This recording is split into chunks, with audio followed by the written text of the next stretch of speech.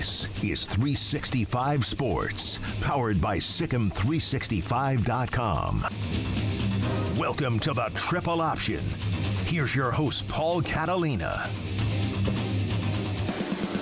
Garrett Ross joins me today. He's back in the saddle. Yep. And it's great. It's great to see Garrett. Yesterday, your poor wife had to have some dental work done. And was she like in enough pain where like even like Jell-O would hurt? So she was to the point where she had this almost look like a knot under her eye from where it was like infected and swelling. And it got to the point where we were trying to get her in, and they were like, the one dentist we had found, the dentist was out that day, so we had to scramble to find somebody new, man. But yeah, it was to the point where if we had to wait any longer, it was emergency room time. Oh wow, it was bad. Yeah. Yeah, that's not good at all. No, that's not good at all. She'll be all right. So but last night you said in the text that she was hungry. You know, she hadn't eaten. Oh man, dude, that was the worst part. It's like we get home and the realization that she's not going to be able to eat for a while hit her. So we've been doing a lot of like applesauce, and it's like dealing with another baby. It's like dealing with another baby, man. That's the best way I could put it. Yeah. Applesauce, I even was like, do you need me to go get you some Boost or something like to help you out? I mean, so that's on the other end. Yeah, it's coming. That's on the other. I was like, everything you're dealing with right now, just wait, because that's going to be your new norm in like 40 years. Yeah. So this is just a precursor. Yeah. No, I have a friend, Harlan Williams, who's recently had a surgery, and he's doing well. He's up in Plano. But he's 83. Yeah. And so it's very nerve-wracking for us. But, when Harlan was initially sick, he wasn't eating. Like, that was kind of the thing. He wasn't eating. So we we were concerned, and I was like, well, that's not usually a problem for Harlan. And I asked his wife, I was like, would you want me to like go get him a Boost or an Ensure or something? And she's like, oh yeah, that would have been a good idea. I'm like, yeah. Well, I mean, look, they're there for a reason. Yeah. I've had issues in the past where I've had to use them. I mean, they might not be the best tasting thing in the world, but they'll hold you over. Yeah. Absolutely. So today, look, it's Portal Week. We're going to talk Portal. We're also going to talk NFL Draft, but I've brought along some graphics to help you along. In the last segment, I've done mock drafts for the top 3 teams. And these mock drafts, these were all done together. I did them together. The next ones, I'm not going to be able to do that. So if you look back and go, well, you had this guy getting drafted by this team. Right. In the future, I'm just going to do them individually so that, these will be ideal drafts, I think, given the thing. I use Pro Football Focus's website, which I'm not – there's 2 ones I use. It's Pro Football Focus and Pro Football Network. Pro Football Network's database is better. Pro Football Focus's graphics are better when it comes to doing this. So that's why I chose that.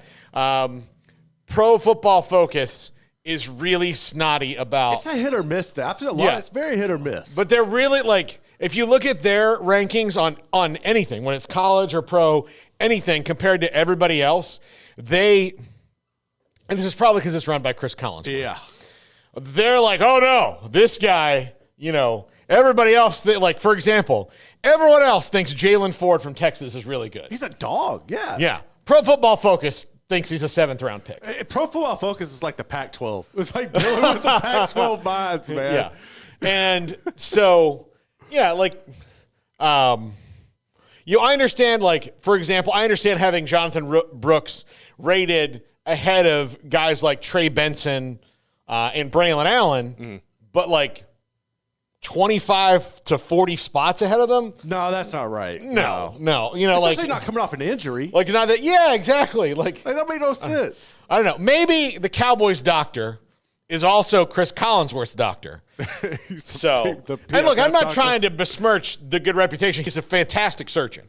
I just think that the Cowboys listen to him a little bit, they trust him a little bit too much. Be careful with that. Yeah, because from a Washington fan, be careful trusting the doctor. And I think he's honest, but also he's a surgeon, and those guys are the kind of rock stars of the medical world, right? Because they're doing something, and then so you go in hey, how was Jonathan Brooks' knee surgery? And then he goes, I kicked its ass is how it is. Yeah, exactly. You know, yeah. You know what? That ACL was torn. I just looked at that son of a bitch, and it healed. Itself. I just went, whoop, and it fixed itself. I just had to do a couple of things. Like some Jedi work. Yeah. You should see Achilles tendons around me. They just, they apologize. That's what happens. No, and I'm not trying to dog him. It seems like the Cowboys, if their doctor examines a guy, they're like, well, he said it was fine. Right, yeah. And they get themselves in a situation where, oh, yeah, they're good for a couple years, but then all of a sudden, like, you know, you play a full contact sport, it's maybe not as reliable as you had expected.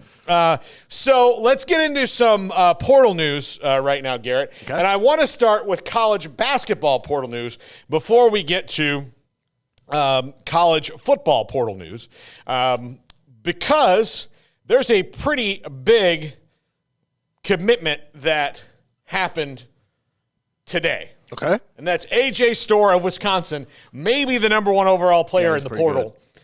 He is going to play for Bill Self at Kansas, further remaking a roster from last year and creating some depth. And Rylan Griffin from Alabama is probably about to commit to Kansas. We'll see if he pulls the trigger eventually on that. That probably means Johnny Furphy's going to go to the NBA, but it doesn't necessarily mean that. And if they keep Furphy and maybe add one other, then you've got a top 8 at Kansas that actually gives him a chance to beat Kansas again, as that they did not have a top 8 last year. No, they had top 5. No, it was brutal. Once they had to go to their bench, then once McCullough got hurt, it was over, man. But yeah, no, I mean, I think that's what we talked about it all year long, right? Like Bill Self is not going to go into another season where he's behind the ball from a depth perspective. It's not going to happen. I think if you look at the addition of Storrs, they're probably going to get out of him the production that they were hoping to get from Nick Timberlake. It just didn't happen. I mean, while Wisconsin is not necessarily a powerhouse at basketball, I mean, you're playing good competition night in and night out. It's a good, he's going to get his.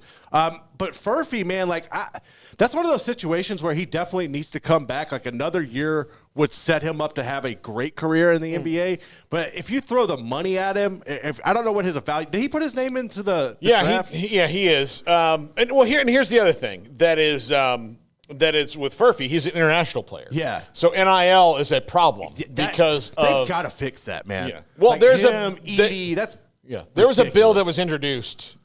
Basically, I can't remember who it was by. It might have been by somebody from Indiana and then somebody else, but it was a bipartisan bill where they're like, "Look, we've got to change this because there are international athletes. There's a lot of them in every sport. Yeah, especially basketball. Yeah, it's turned international, particularly basketball. There's a lot, and so." That's going to, I think that'll change. That'll be an NIL deal that gets done pretty quick. Yeah. Because it's not regulating what athletes can make, so nobody's going to sue.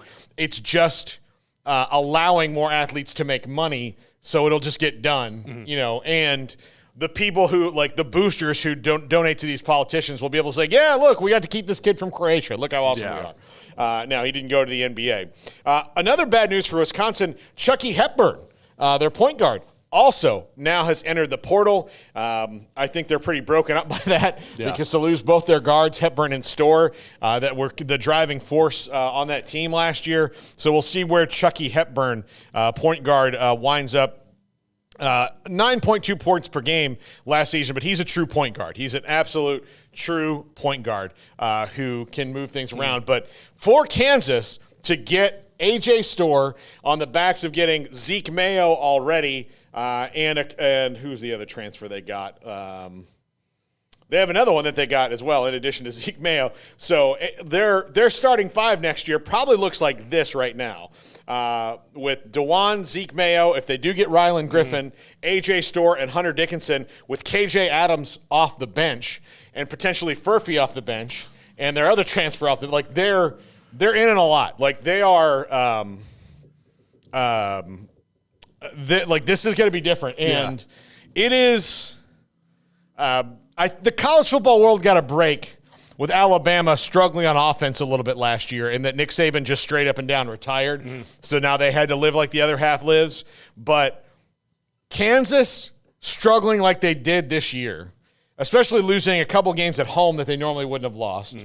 UCF and was it UCF they lost to at home? I know, no, that was in Orlando. BYU went in there. BYU's at home, a game they were leading by a lot and lost, and then not being able to win on the road.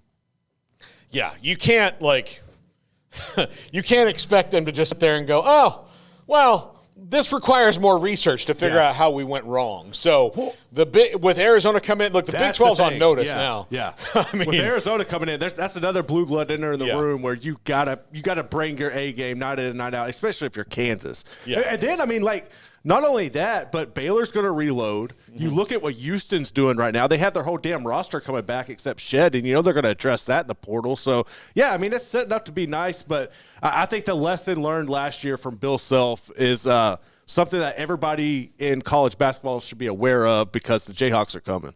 Yeah, absolutely. All right, and in the next segment, we're going to talk about Colorado and what has been a mass exodus out of the program here in the spring, which it's kind of half and half. It's half like these guys aren't going to do, half like weird stuff. Alton McCaskill was a shock to me because I thought that was going to be part of their whole thing this year with a healthy Alton McCaskill and Dylan Edwards back there in the backfield, but he is now in the transfer portal. It's very interesting to see what's happened in the last couple of days, mostly because no one has no one huge has it entered yet, outside to me of Damian Martinez. Like Penny Boone, fine, he's a good player.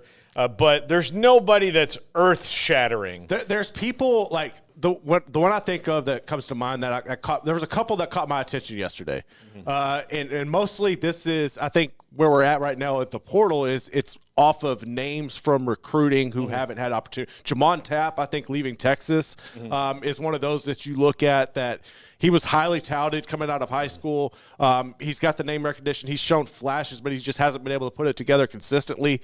Another one is Mikael Harrison-Pilot. That's going to fly under the radar, I think, nationally. But here in Texas, especially in Central Texas with us who covered him at Temple, man, that's a big deal. He's going to have probably about 4 years of eligibility left. And for him to leave Houston, that was his dad's school. He went, had the family ties there and everything. You think Willie Fritz coming in could find a way to use him.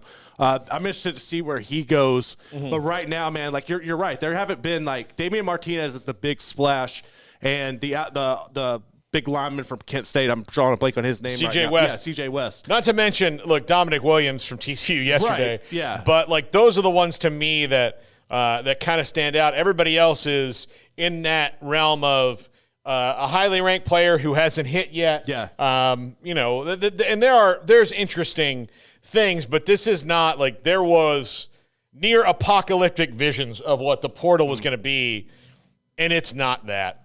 I'm really wondering though, because is it going to start? Are we going to start seeing more? And I think we will. I think it's because we still have 2 weeks. I think Baylor and them go this week, and then there's other teams the week following for spring to wrap up. Maybe that's when we'll start seeing more big, I guess, quote unquote, big names flood the market. But yeah, right now I think everybody was kind of on edge when we saw that first round go and all the big name quarterbacks hit. And you were kind of just bracing yourself for that. And then also you have companies who've kind of made it their thing. Their whole mission statement is NIL and portal, and you're just trying to prepare the best you can and draw eyeballs and subscribers and everything. It's a weird thing where I think the timing and spring football still going on for so many programs has us to where we are right now, where we haven't seen so many big names, but it's possible that they could come in the next couple of weeks. I don't think we're going to see a lot of big names. I don't think so either. I think that collectives know what they're doing now. Yeah. They're able to do that. They're able to kind of control this a little bit more. So, yeah, I'm not worried about that. If it happens, it happens, but I do think that the December window is going to be the one because you want to get in before spring football. Yes. And if you can, part of it is also, there's a lot of guys who put their name in the portal in December who are just now committing to schools because, their school's on the quarter system and not just, they're not technically eligible to leave or they're not going to leave in the middle of a semester and then because they can't start school at the other one, they'll just be behind the eight ball. So they might commit, like, hey, I'm going to go to Boston College, Right. but they might not actually be at Boston College until May because they've got to finish out the spring semester because it's a different thing. And I'm sure, like, anybody who says I'm going to Boston College right now will be thrilled. But yeah, it's there are some big ones. The Damian Martinez, seeing where he ends up will be very, very interesting. Miami, Kentucky, Mississippi State, and Arizona over the next 2 weeks. He's planning visits. And he's trying to find a place where, look, running back is a weird spot when it comes to the NFL right now. We just talked about how there's you ask anybody who's a draft expert and like the value of running back plus who they think can be an every down back or what they are just varies very across the board. Yeah. So Damian Martinez, obviously Oregon State's in a situation where this to me is not about NIL because he had a really good NIL deal and he'll probably get something similar but with a slight bump to the next place he goes because they'll probably have a little bit more money available to him. But it's not about money because he had a great NIL deal at Oregon State. This is about, the schedule at Oregon State is about to get way worse. And the exposure. And the exposure is about to get way worse. So I'm going to go somewhere where people can see me and I can maybe help a team. I think Miami's the one to watch for him because they're his last visit. Yeah. And they desperately need a running back, but we'll see, how that goes because, Mississippi State's got that Jeff Lebby offense, that's the one. And here's the thing about that offense. People often think the running backs are overlooked in that, which is the exact opposite. No. The thing is that they see big, long pass plays, and they think, oh, this is a passing offense. It's running first. It's run first. And the thing is that because that everybody's so spread out, you only have to throw the ball like 20 times where you run the ball 40. But people are like, man, they're averaging 18 yards or completion. Well, yeah. I mean, I honestly think right now, man, I wasn't really thinking about Damian Martinez with Mississippi State last night, but when Alton McCaskill hit the portal, I was like, that's a spot for him that could be really intriguing. But I think Mississippi State will end up with one of those two. But Miami would be a really good fit for Damian Martinez as well. And you put him with Cam Rising, but that would be kind of very, very bittersweet for Oregon State and Washington State fans to have to watch those two if they paired up in Miami and went at it. Like that would kind of make me a little frustrated personally. Yeah. But yeah, so there's again, he's the most interesting player to me. All these defensive tackles that are jumping in now because they know that they're needed and can probably it's a money grab. That's the if you know you're going to more than likely there's guys, defensive tackles that will get overpaid just because of the desperation at that position. So I understand them flooding the market. Yeah. By the way, I'm sure you saw this, Garrett. You weren't here yesterday, but Uncle Luke of Two Live Crew. I did not see. What did Uncle Luke do? Miami booster extraordinary. Booster would not be the correct term for him. What is Uncle Luke? Uncle Luke is Miami. He's Miami. He is their man. He's like their mascot. I don't know. Whatever he is. But the 01 team embodied Uncle Luke. Yes. That was Uncle Luke. I mean, he essentially built it. To me, he helped build that team. Yeah, he did. But he was very upset because Ja'Cory Brown, one of their backup quarterbacks, is now in the portal, and he did not think that Shannon Dawson gave him a fair shot. And Ja'Cory Brown is a South Florida guy, a Miami guy. So Uncle Luke his whole thing is he very much believes in the old school Howard Schnellenberger state of Miami. People are not supposed to leave and go north to play at the other schools. They're supposed to play here. So he wanted Ja'Cory Brown, who I'm sure he probably coached he probably coached or involved in 7-on-7. That's somewhere. So he was very upset. He's like, well, look, Cam Ward's fantastic, but if Cam Ward gets hurt, they don't have a number 2 quarterback. They went and got Reese Poffenbarger, from Long Island. Is he with Long Island? I think he's from Long Island. Long Island. He played against Baylor at one point. I can't remember which. But that would have been Long Island or Albany, one of them. Yeah, I think it was at Long Island. So they got Reese Poffenbarger, who I believe is the backup. Now, Ja'Cory Brown in the portal, and right now, according to Steve Wiltfong of On3.com, App State Georgia State, Mississippi State, UCF, and Baylor have expressed interest in Ja'Curry Brown. And if you look at all of those schools, I don't know App State and Georgia State's quarterback situation, but Baylor, Mississippi State, and UCF all have guys with 1 year of eligibility that are their starting quarterbacks right now. In DeQuan Finn at Baylor, KJ Jefferson, Blake Shapen at Mississippi State, and KJ Jefferson at UCF. So Ja'Curry Brown, a guy who 6'4", 220, really good athlete, has shown some flashes in that. So I would not be surprised. I'm sorry, Mississippi State. Mississippi State lost Will Rogers, and Blake Shapen. Yeah, they did a little switcheroo. Yeah, so there's a lot. And Blake Shapen, I guess, would be their starter right now. And I think he'll probably do fine in that offense. But again, we're talking about a year for Blake Shapen there. So Ja'Curry Brown has multiple years of eligibility remaining. Well, I mean, if it. And I understand the standpoint of wanting to keep in-state guys. I mean, we hear people in Texas complain about it all the time, right? Like especially as Ohio State was just ripping wide receivers out of really the Austin area in Texas' backyard for years there. But at the same time, like, I don't understand the approach. It was a battle and let him go on. But no, I think if it means that much to have Florida players in, then keep an eye on UCF and let them go at it and see if they could kind of play that card there. Mississippi State would be interesting. Baylor, I don't know, because I really feel like Sawyer Robertson's the future here. Like I know they still got the battle and they got to be diligent with how they handled that. And I hope they name somebody not after the spring, but right before the season. But I feel like Sawyer Robertson's a good future there. I understand needing the depth because after that it's really just Martinez. But I don't know. I'd be interested to see where he goes. But I would like to see – I think UCF would make sense to make a run at him. Yeah. By the way, here's an interesting note this week. Florida State has those NIL sanctions, of which I still think they should call up and go, this is bullcrap. It is stupid. I mean, our guy – look, we can't do anything. We agreed to this before these cases. This should be null and void. Yeah. Our guy drove a guy to a meeting. Tennessee's NIL collective – flew him to the meeting in a private jet. What are we talking about here? This is so dumb. This is and here's what I'm mad about. Florida State agreed to these and can't appeal because that was part of the agreement when they announced this and a month later, it all comes tumbling down. Yeah, why not? Listen, why not? Maybe your lawyers are just too busy on the getting out of the ACC thing. Why not dare them? That's my thing. It's why are you just agreeing to these deals without? That's how you ended up in this damn ACC debacle in the first place. Yes, stop agreeing to things that you don't have to agree to the fine writing. Yeah.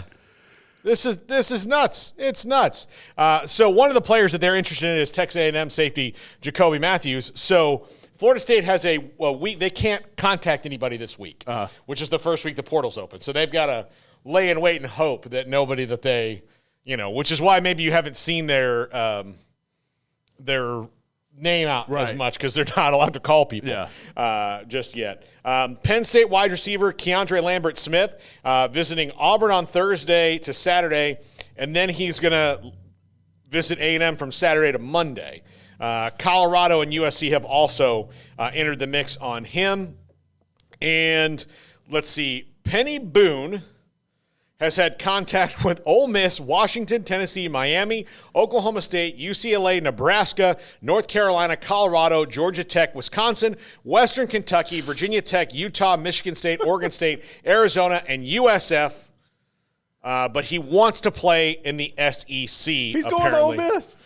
that screams Ole Miss. Ole Miss, Tennessee are the two from the SEC that – and Kentucky. So those are the three that he's had. That feels like Ole Miss or Kentucky to me.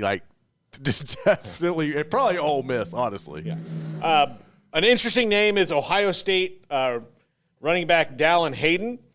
who rushed for 553 yards as a freshman in 2022. Saw his usage drop the last 2 seasons. They brought in Quinshon Judkins. He's out the door. Colorado, UCLA, Louisville, because they need a running back now. Auburn, Virginia Tech, and Georgia Tech have all been in touch.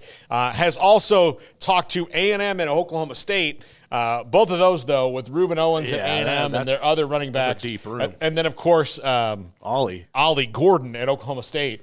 Probably not the most. So, but that's just kind of a wrap up on there. So, on what's going on. So, when we come back, is something wrong in Boulder? Does Deion have to reassess? This is a triple option on 365 Sports. If your business is like most, you need things done quickly. But if you're still tying your critical applications together on multiple shared public networks, you've probably been feeling the slowdown. And that's no good for business. A private UPN fiber network can get you and your business moving at the speed of light. Whatever you need, we can build it. Internet, Metro Ethernet, Waves, dark fiber. We deliver custom private networks and are focused on business customers only. Our next generation 100% fiber optic infrastructure offers you low latency and ultra scalable bandwidth with speeds up to 100 gigabit to run your critical applications. Your connection won't be limiting your performance anymore. It's diverse and scalable, so it can grow and change as your business grows and changes. And with a secure carrier-grade private network, you'll have all the reliability you need. Contact UPN today to learn more. Fast just got faster.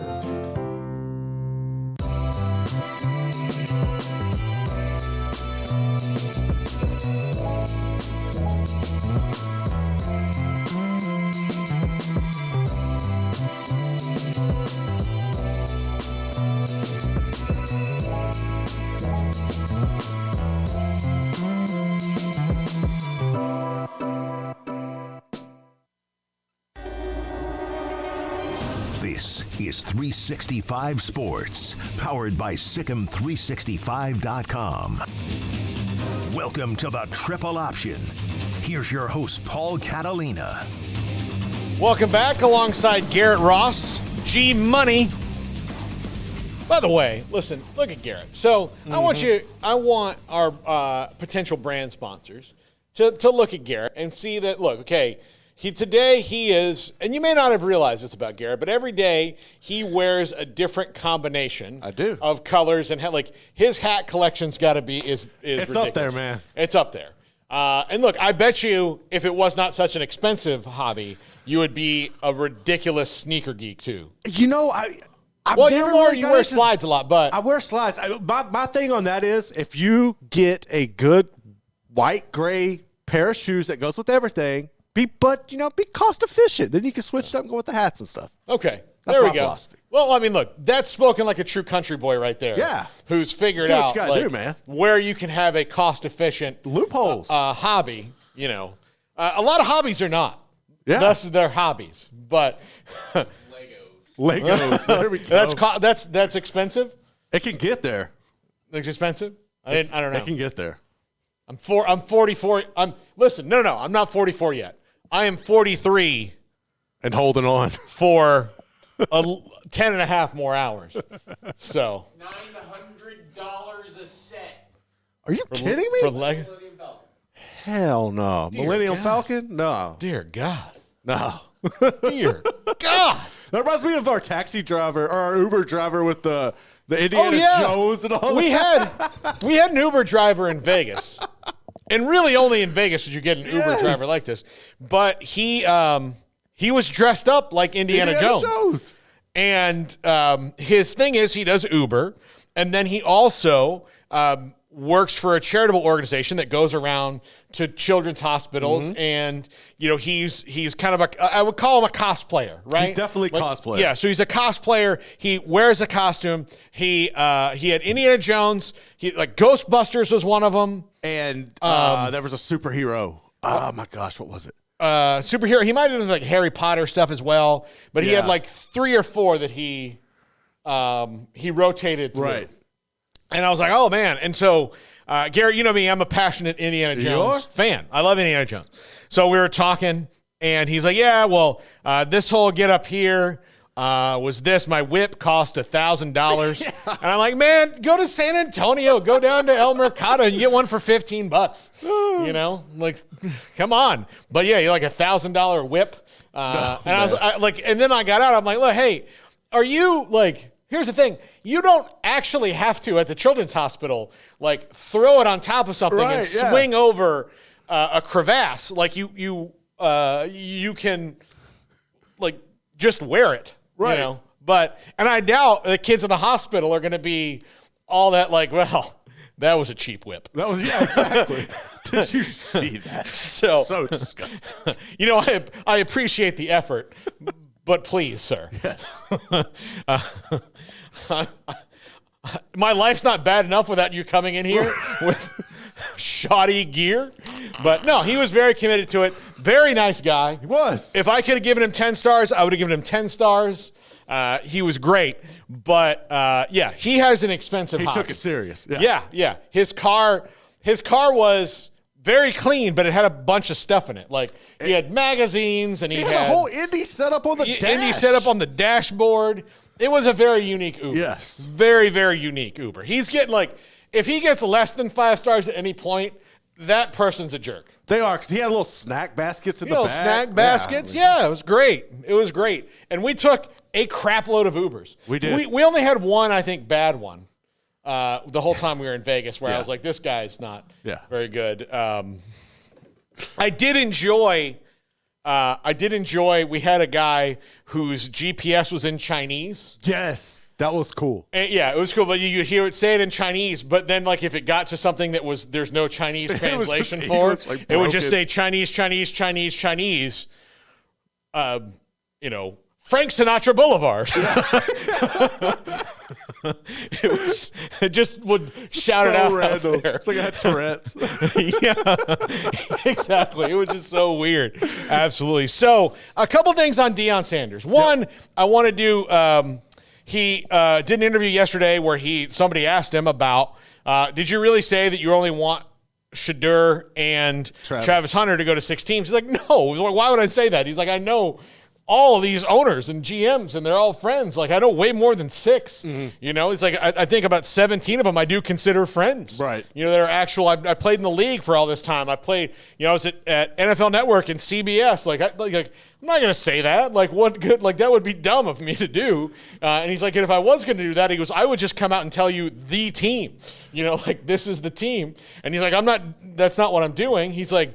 Yeah, he's like, I want the best for him, but no. He's like, that's how, you know, lies go faster than the truth. And I never really bought that anyway. I was like, well, that's a weird thing for Deion to say. My thing was, like, with him, though, stuff like, because it was portrayed like it came directly from him. No. And he keeps a pretty tight circle, right? Like, and everybody he releases information to, it's pretty directed.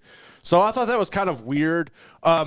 I never understood or liked that approach. I mean, I get it. You know, we had this conversation a couple of weeks back. But I'm glad that he addressed that because it really made no sense. And for me, like, I understand if it's a situation where Shadur's going to have to go to the Browns or something, then maybe you step in because we've seen the proven track record where that's 9 times out of 10 just a disaster. It's going to derail his career. But other than that, man, you should be thankful that you're even getting an opportunity to go play in the league. It don't matter what team it is because most people aren't even getting that. So, I don't think so. Like, and the thing is, they compared it to the Eli Manning situation. The Eli Manning situation and the John Elway situation were different in that they weren't talking about only going to like a couple of teams. Mm-hmm. They just didn't want to go to one specific team. Organization. Right. So, like, they did not like the Spanoses, and apparently everybody else likes the Manning. So I'm going to take their side on that. And B, John Elway was very mad at Bob Irsay. Like, he didn't like Bob Irsay at all. He said, I'm going to go, I'll just go play baseball. I think he was drafted with the Yankees. You know, so yeah, I don't see what the, you know, the big hullabaloo was about, Right.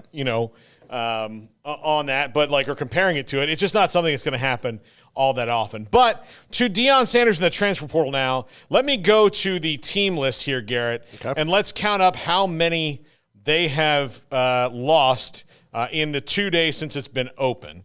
Best available. Okay. Hold on. It's got to be pushing double digits, right? Yeah. So, transfer portal. Okay, here we go. All right. 1, 2, 3. It's well over double digits. Yeah. It was 10 yesterday. 1, 2, 3, 4, 5, 6, 7, 8, 9, 10, 11, 12, 13, 14, 15 in this cycle alone. So that means that they're going to have to get some guys back in the door, and we'll see how that works out for them. But it is going to be next to impossible for him to build any kind of real chemistry with a team if you have so many guys coming in and out every time the portal opens every single year. Well, they've got to build a nucleus and build up from that and then supplement through the portal. They cannot just – I understand in the year one rebuilding the worst team in the FBS right. and the worst power conference team completely through the portal and saying I bring in my own bags and they're Louis. Right now – he brought a couple of Louis bags. There's no doubt about that. Like Shadur, Shiloh, Travis Hunter, Dylan Edwards. That's Louis. about it. Louis. Everybody else, Samsonite. Maybe not even right now. So, and I'm not even dogging Samsonite. I'll buy a Samsonite. I don't need a Louis. I don't see how this is sustainable. Yeah. To me, it's like they're over there trying to play dynasty mode in real life. And you can't do that because, and look, I understand. This is what I was concerned about with him taking over Colorado, because this is some prime prep vibes to it on how things are going. Like you have an idea of how you want to attack things, and you want to try to put a modern spin on it and your own unique influence. But at the same time, you've got to build through sustained traditional recruiting, which he's shown that he doesn't really like that, it appears. Yeah. And I know we've had the conflicted topics on how he goes about that with the in-house visits and how him getting on a Zoom call or a FaceTime is as important as Ryan Day walking into somebody's house. But at the same time, you've got to establish depth, and you got to have good pieces to build around and foundational pieces, or this isn't ever going to work. And the chemistry is one thing, but I just don't understand, especially if your son is a quarterback and you saw him get beat up all last year, why you wouldn't just build and sustain off. You're replacing a whole offensive line again that you're not guaranteed is going to work. Yeah. I don't understand the philosophy behind it. I wish them the best, but man, this isn't going to work. It's not sustainable. I don't know how you can keep people healthy. And at the end of the day, you might be able to address it in the portal and bring guys over. And I understand you're putting your sons in charge of navigating the portal, and I get that. It's like the 7-on-7 vibe, right? You use the connections and you're trying to just put pieces together. And we see this in high schools now too, with people just transferring all over, but it's not going to work. You don't have the chemistry. You can't just build a super team. You got to have worker bees. It's like they're really trying to play a video game in real life, and it's not going to be sustainable at all. Yeah. Okay. So from Alton McCaskill's father on why Alton McCaskill in particular is transferred. If my son's not RB1, we got to go. He was ready last year. He's 100% this year. Unfortunately, we have to find another home where there's no favoritism and he's valued, appreciated, and has no doubts about being RB1. Oh, man. So why didn't he stay in Houston? Sounds like that you had that. Why didn't he stay in Houston? Yeah, there we go. He's the best running back in Colorado, but he's not settling. We going. Thank you, Colorado, for your hospitality.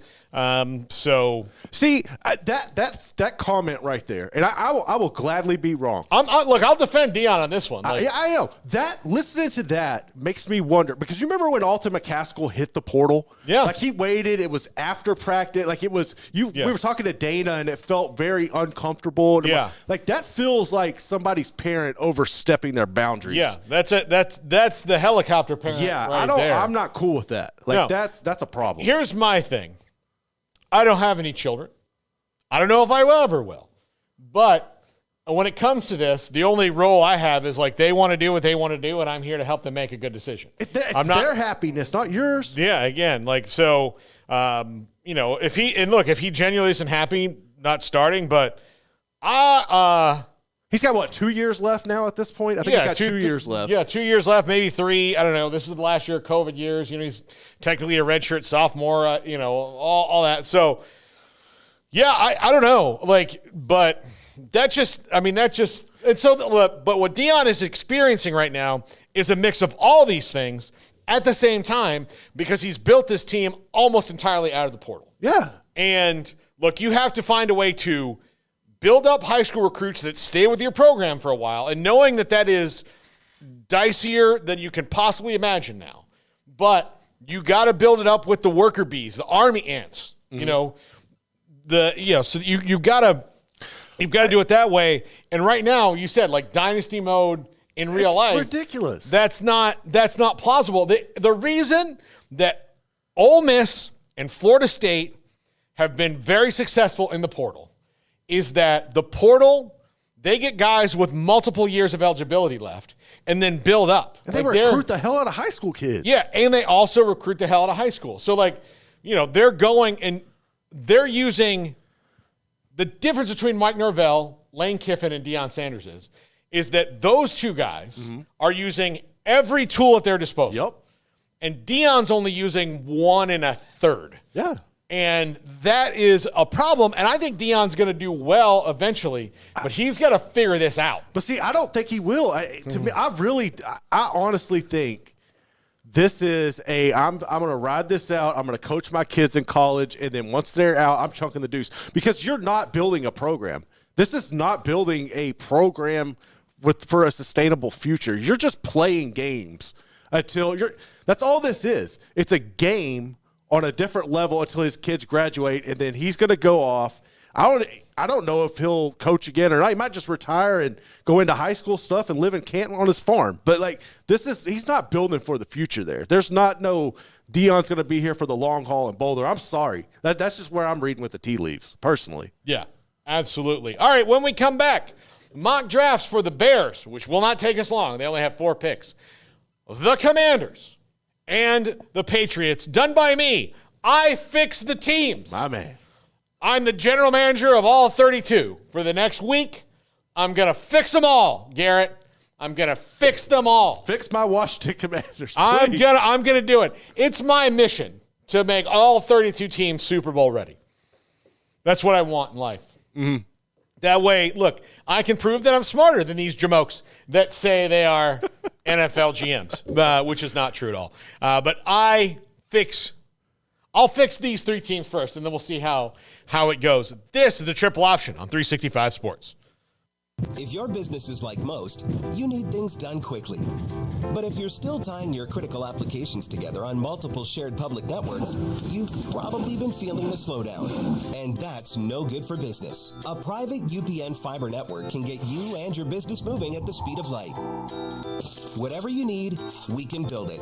Internet, Metro Ethernet, Waves, dark fiber. We deliver custom private networks and are focused on business customers only. Our next generation 100% fiber optic infrastructure offers you low latency and ultra scalable bandwidth with speeds up to 100 gigabit to run your critical applications. Your connection won't be limiting your performance anymore. It's diverse and scalable, so it can grow and change as your business grows and changes. And with a secure carrier-grade private network, you'll have all the reliability you need. Contact UPN today to learn more. Fast just got faster.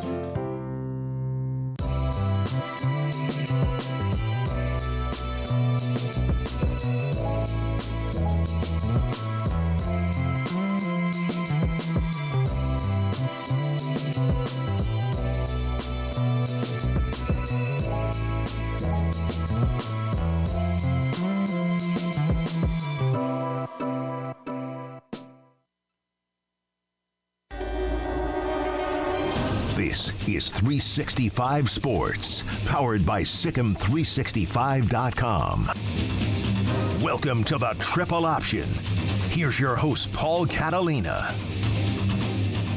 Welcome back to the Triple Option. I'm Paul Catalina alongside Garrett Ross. G-Money, we're going to get that name trending in honor of our buddy Q. Oh, man. Yeah. Love Q. So, Garrett, we have, I say we, I have 3 mock drafts. I don't know if you've perused any of them yet. I've looked a little bit. I was trying to get these things set up. Yeah. So, all right, let's just go through them right now. So we're going to start off with the team with the number 1 pick in the draft. That would be the Chicago Bears. So they only have 4 picks. 2 in the first round, the 75th pick, which is in the 3rd round, and a 4th round pick at 122. They have supplemented through free agency quite a bit. Running back, wide receiver trades. Keenan Allen is now a Bear. They have tried to make Caleb Williams' entry into that team smooth and seamless by surrounding him with veterans. So the number 1 pick, as you see there, is Caleb Williams. This is they should go ahead and just draft him today. Because then you can just – here's the thing. They don't do it because the NFL probably won't let them anymore, but the draft technically starts as soon as the season is over, and you can draft a guy as long as you have the pick. So I did not realize that. Yeah, so you can – yeah. Like the Cowboys, everybody knew Troy Aikman was the pick for months. Literally, he won the Cotton Bowl, and I remember Vernon Lundquist saying he will be the Cowboys quarterback. Right. Like they'd already that January 1st. Yeah. 1989. That's when they said that, and then 4 months later, he was the Cowboys quarterback. Everybody knew that. So round 1, number 1, no-brainer, Caleb Williams. At number 9. Now this is a pick I could have made.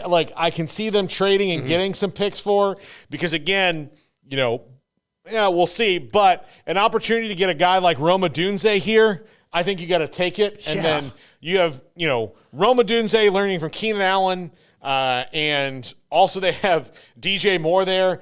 That is pretty lethal set of receivers that you have for Caleb Williams in year 1. And Rome Odunze, who to me is a day 1 start in the NFL, doesn't have as much pressure to produce as he would and could just kind of highlight. This, to me, is the Seahawks with Jackson Smith and Jigba, where you have DK Metcalf, you have Tyler Lockett, you bring in Jackson Smith and Jigba, and you give your quarterback, whoever it may be now and into the future, a lot more weapons and a lot less excuses. In the 3rd round, a guy I really like, PFF gave me a B- on this, but they're wrong. Austin Booker, defensive end from Kansas, gets up the field really well, can get after the passer well. And the 4th pick, we go Big 12 again because he's going to drop a little bit because of this DUI and maybe his party lifestyle. T'Vondre Sweat, huge body, can you tell me that's not a Chicago Bear right there? Oh, yeah. I mean, that's fridge. That's definitely got some fridge. Do you really think he'll drop to the 4th round? I think it's possible. Maybe not that far, but he was available here, so I took him. Yeah, that's crazy. With our second mock draft. Nope, that's not the right one. Sorry, let me get the right one up. With the 2nd pick in the draft, Garrett's Washington Commanders. Yeah. So, and again, they had Jaden Daniels ranked as the 21st player. Well, no. I think Jaden Daniels works better in Cliff Kingsbury's offense than Drake May does, just because when you look at who the guys he's had are, when it's Caleb Williams, Johnny Manziel, Patrick Mahomes, Kyler Murray, those are the guys he's coached. They all have one thing in common. They're super mobile. Not that Drake May isn't. I mean, he's not a statue back there. But he's no different. To me, he's not much different than Sam Howell. I'm not drafting Drake May if I got Sam Howell on my roster. Well, they don't have Sam Howell on the roster. They if you had him, whatever, yeah. Yeah, again, you just went. You just went, through that. So Jaden Daniels, to me, that's their guy. He can make a lot of things happen, especially in year 1. He's got to learn how to protect himself better. I think he'll do that. The 2nd pick, this is a guy who fell out of the 1st round, who a lot of people are really high on. Johnny Newton, a lethal defensive tackle from Illinois, a guy who is big, can really get after the quarterback. They're fine at defensive tackle right now with the guys they have, but I just don't think you pass up this kind of talent and give yourself some depth. The 3rd pick, Adesanya Isaac from Penn State. They need pass rushers.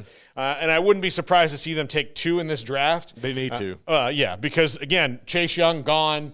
Who else? They traded, You still got Sweat. No, Sweat's gone, right? They traded Sweat. Yes, you got rid of everybody. You got Allen, I think, is left. Yeah, and That's he's it. more of a tackle. Yeah. So, yeah, it's going to be interesting to see what Dan Quinn does there, but he's going to need, especially, a guy like Isaac who's a really good pass rusher. Kieran Amagaji from Yale at tackle. Give them some offensive line depth. At wide receiver, not a huge pressing need for them, but if you can get a guy like Tez Walker, you take him. I'd take Tez Walker in a heartbeat. Yeah. Also, they need a tight end, Ben Sinnott of Kansas State, a guy I really like. He's there at cornerback, a guy who is going to be good value here in the 5th round and is very much a Dan Quinn guy because he's a little bit taller. Chris Abrams-Drain from Mizzou. And then kind of a luxury pick here. I like Will Shipley. It's a luxury pick. Will Shipley of Clemson. You tell me a better running back fit for a Cliff Kingsbury offense. A guy who can run the ball and catch the ball in the backfield and do a lot of things. Return kicks. He can do all that. Swiss Army knife kind of a player. Will Shipley to Washington in the 5th round. And then a guy I like because his ability to play nickel and safety, Jalen Simpson of Auburn, will be their last pick. Garrett, how do you grade my Commanders draft? I would give it a good A. I would take that. I mean, because you're shoring up the inside right there. You're getting you another weapon on the outside. Benson, I like Benson a lot at tight end. I think he's a sneaky good pick for whoever can get him. And Washington has struggled to keep tight ends healthy as of late. I love having Will Shipley there. That would be a great addition. He's kind of like a poor man's Christian McCaffrey in a sense. You shore up the back end on the defense. I like that as well. That's an area where they struggle. So I'd give it about an A. I like that. I would be happy if that's what their draft was. I can't wait to get Jack's assessment on what I do for the Packers. Yeah, that'll be fun.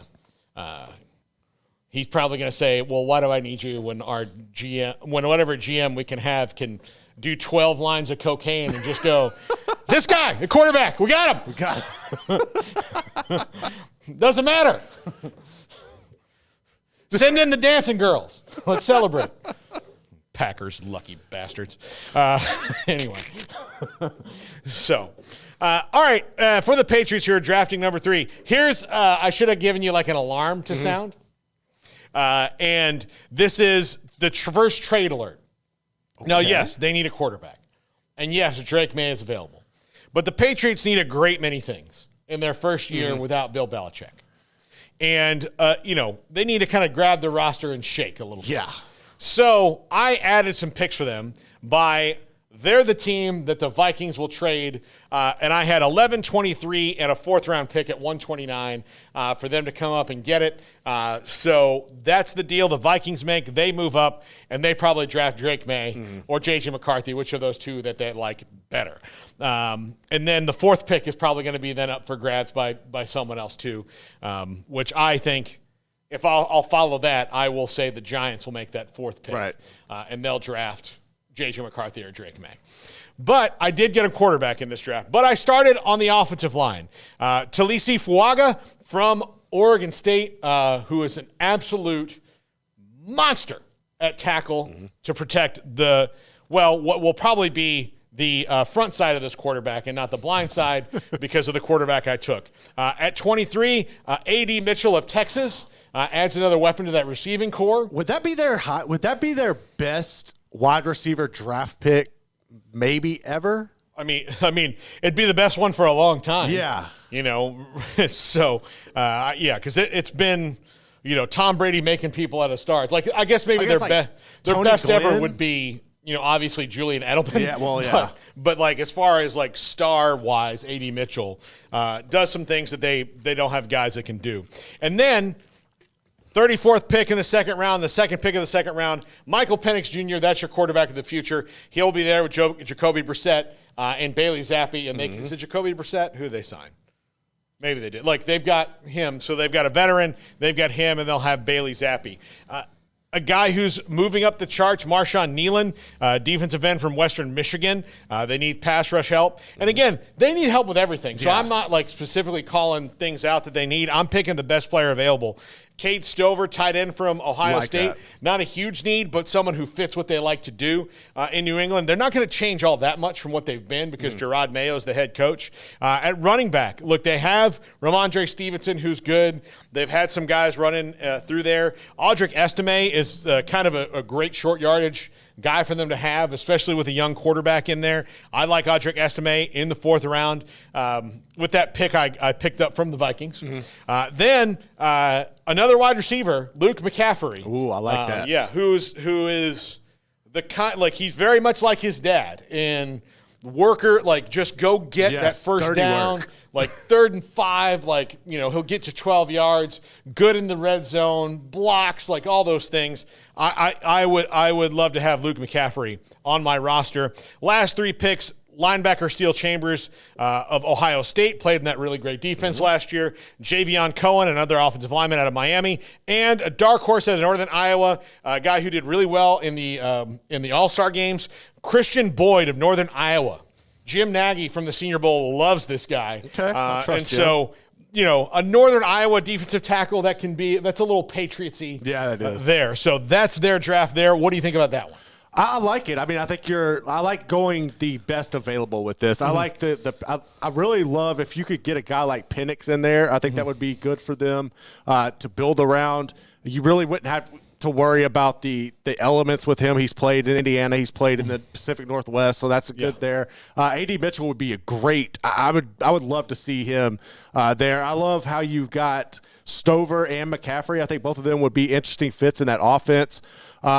And then sure enough, I like how you went Western Michigan and you also went UNI in this because that's typical kind of gritty, find the worker bees in the rough there with the Patriots mindset. So I like that draft right there. Yeah, absolutely. So that's going to do it for us.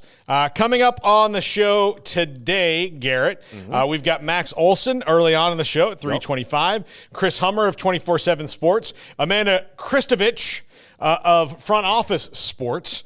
And Kevin Eschenfelder, Houston play-by-play guy. Curious to hear what he has to say about Alton McCaskill. Yeah. That will be very interesting because, they got to see him and then they didn't get to see him and he transferred. So Kevin Eschenfelder joins us. And then the top 5 at 5:45-ish. That's going to do it for us. Thanks to Garrett. Thanks to all of you. This is 365 Sports. If your business is like most, you need things done quickly. But if you're still tying your critical applications together on multiple shared public networks, you've probably been feeling the slowdown. And that's no good for business. A private UPN fiber network can get you and your business moving at the speed of light. Whatever you need, we can build it. Internet, Metro Ethernet, Waves, dark fiber. We deliver custom private networks and are focused on business customers only. Our next generation